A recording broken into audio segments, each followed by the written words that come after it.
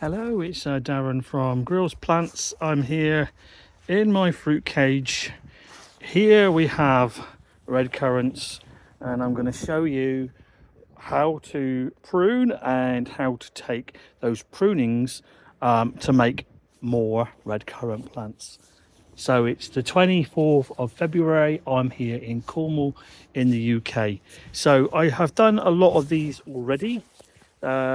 This one we haven't. So first things first with red currants. Here is a stalk here, and you can see that it's quite long from there all the way up to there at the top.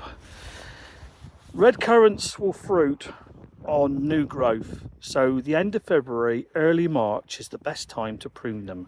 Not in autumn, but in late winter, early spring. So I can take a third of this off. So I'm going to cut it just under a node. There is a node there. See the node? I'm going to cut it there. There you go. I've almost got like pencil thickness of what I've pruned off. So this will regrow sideways and sideways, and that is what will actually give you the fruit for this year. So out of 4 plants, I've got probably this many that I can possibly use for cuttings to create new plants of red currants. The red currant that we've got in this fruit cage is called Laxton's. Now the Laxton brothers of Bedfordshire were in the, I think, early 1900s, maybe even late 1800s. They were the fruit growers in the UK, which provided so many different types of fruits, from apples to red currants, etc, etc. So these here are Laxton red currants. So with all of these, I'm going to take them now into my potting shed, go through them, choose which is best for actually potting them up to get them rooted to make more red currant plants. This is Violet. Violet wanted to come and say hello. Violet's one of our bantam hens.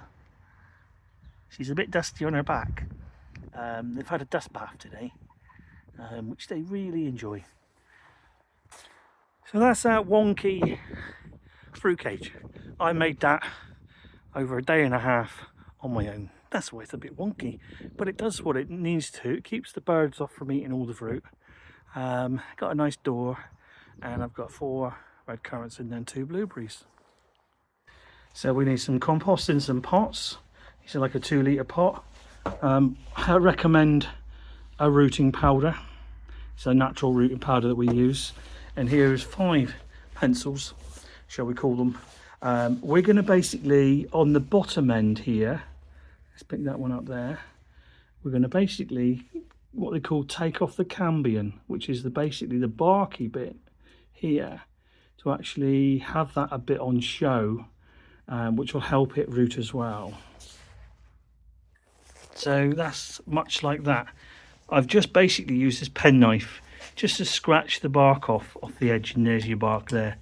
So this is going to be dipped into rooting powder in a while, but before we do that, we're going to take that top bud off. Otherwise you're just going to get a few leaves on the top. What we want that to be is, we want that to be the main branches that go upwards to create a big plant. So this here becomes almost like the stem, and from then on it becomes the plant.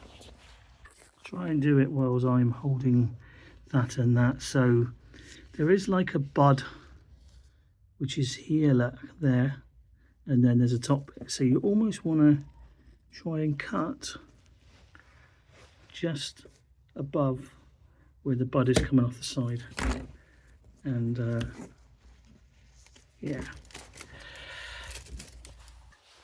So hopefully this will make a bit more sense. If it will, actually let's take it outside so we get a better view.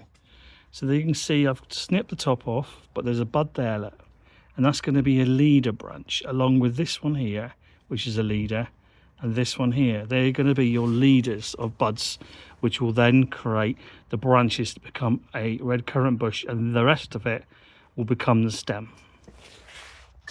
So into the rooting powder, shake it off, covered like so.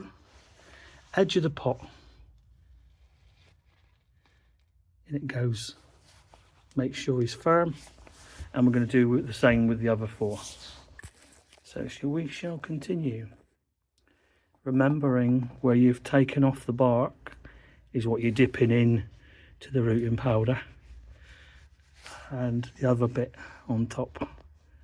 Do the next one. As I said, normally I try and fit 5 per pot.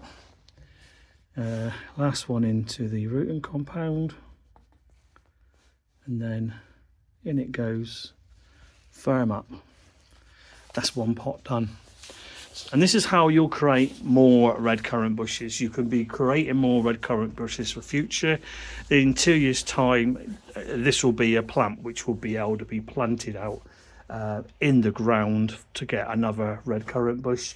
Probably year 3, you'll get your first crop of red currants. Remember, from there on, it's very much prune. In the UK here, end of February, early March. Taking a third off, and with the third you take off, you can make new plants if you want. You can sell them, you can give them away, you can plant them in your garden. So I've done 10 now, you know, and with the cuttings from 4 branches, look, I've still got this left over. I would then, if I'm going to do 5 more, I'd be choosing the best. You know, this one's a little bit bentlet, so I wouldn't be choosing that one. This is quite nice, look, quite straight. Good thickness, that's one I'd choose.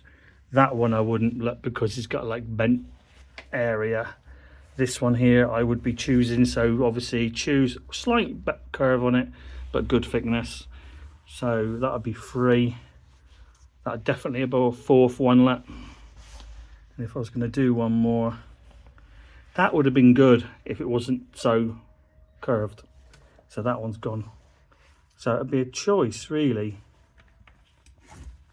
between those 3. That's the straightest, so we'll go with that one. So there you go, that's how easy it is to prune your red currants, and also at the same point you can create more plants for free.